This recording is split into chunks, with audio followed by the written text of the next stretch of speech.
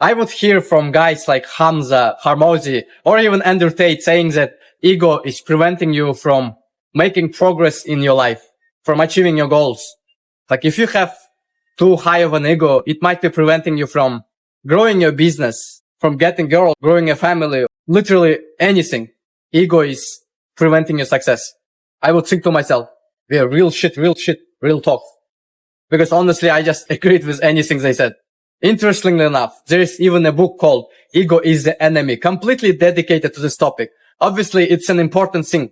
I would watch Hamza's videos and think to myself, yeah, I agree. When in reality, I didn't even understand what he actually meant. It was like a CEO mindset box I ticked off. You know, when like you actively try to watch videos of successful people searching for something you can relate and think to yourself, yeah, I also do it.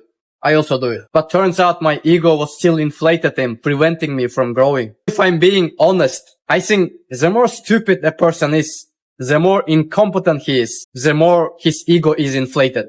And it actually makes sense because your mind tries to protect you from the uncomfortable truths. Because realizing that you're mediocre or even below average will deeply hurt you. So your brain is trying to avoid you being hurt. So it inflates your ego. That's why it makes sense that the most insecure people have the most inflated egos, because like the less abilities you have, the more your ego have to be inflated in order to compensate for that. Like I advise so many people to start journaling for 5 minutes a day, for 10 minutes a day. And I advertise them that they will actually see improvements in all areas of their life. They don't fucking do it. I explain to them, yeah, you will be more conscious, more productive. You will finally start working on your traumas, problematic patterns of behaviors, so that you can save time and energy without suffering insecurities. And then they don't do it. It's mind-boggling for me. They think it's not really going to help me. How is keeping a diary for 5 minutes a day is going to help me? It's gay shit. You see what's happening here? They think they're above this advice. They think they're too good for this habit. That's why they don't do it. Or like the overweight guys, like I always try to advise them how to finally become fit. I genuinely want to see them improve. And then I say to them, yeah, you should try to start with 10 minutes of light exercise, like light exercise, which is not going to challenge you so hard. And you should do it for a few weeks. They say, yeah, bro, I should do it. And then they never do it because they think 10 minutes of exercise is too easy for them and it's not going to help them improve on. They don't see that their actual level is 10 minutes of light exercise. It matches their skills and experience, but their ego is preventing them from seeing that. They rather think that, no, it's too easy for me. It's not gonna work. I would rather think about some magic future moment where they will have finally time and resources to buy a gym membership and then spend like 6 hours working out rigorously, doing hard, crazy workout. And then they never do it. It's just a form of procrastination, thinking you will do it in the future when you have free time. 10 minutes of light exercise would be a major stepstone for them. It would be the first step in their fitness journey. And the first step is the most important one. Or the fucking fitness industry. Like most of the fitness influencers are trained idiots for just trying to scam you into buying their shitty products. But some of them are quite good. Like this guy, Jeff Nippert, is really putting in a lot of work into producing high quality videos. But the problem is that like 95% of his viewers are not really receiving any value. I think it's a low cap. I think in reality, like 99.9% of the viewers are not receiving any value from his videos because his techniques are quite advanced and most people don't even go to the gym. How do you think he's gathering millions of views? Because idiots who are easy overweight, skinny fat, or look like a piece of pasta, all of them can barely bench a bar. Take their fucking notebooks, write down, I should rest 4.5 minutes and then hit triceps right after biceps. This will guarantee my optimal results. These guys can literally do only 3 sets of push-ups and then eat more and hit their optimal muscle gain potential because they're unfit. They don't need to watch Jeff Nippert to start working out. They can do it once they progress. Maybe then they will finally gain value.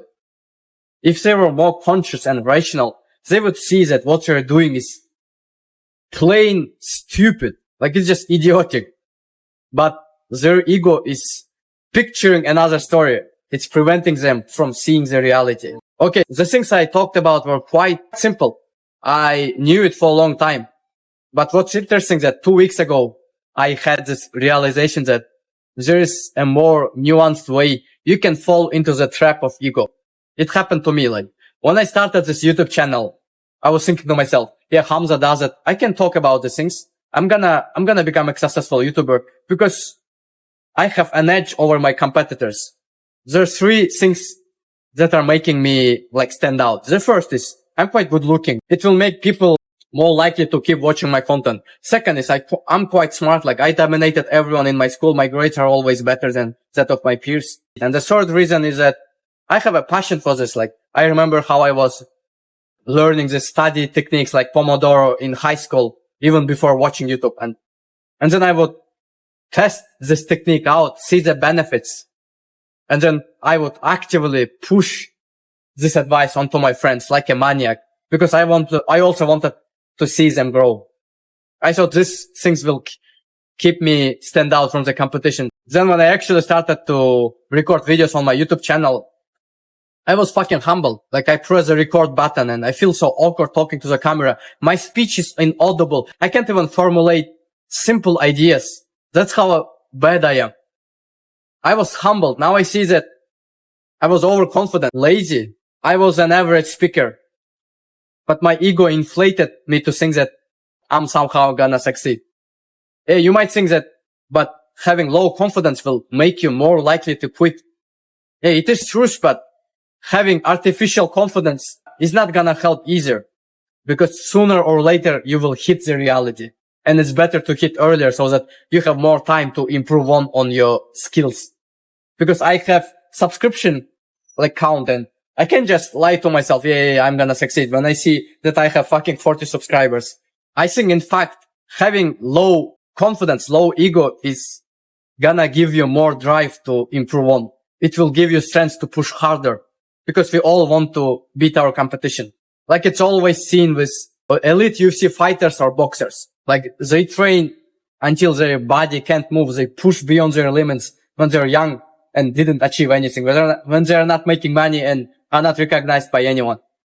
And once they become champions, they grow complacent. Bright example is Conor McGregor. He was obsessed with training. He would never drink. All he did was training. After he became a champion, everything went downhill. He started to drink more, skipped more training sessions. Because he was thinking, yeah, I'm already better than others. I can finally enjoy myself. He was still winning fights because of the sheer amount of volume of training he did in the past, but it didn't last long. He won 2 fights, maybe even 3. And then someone fucking humbled him. Someone who didn't grow complacent. Someone who was keeping his ego in check and still training hard. So boys, stay humble. It will actually give you more chances to improve.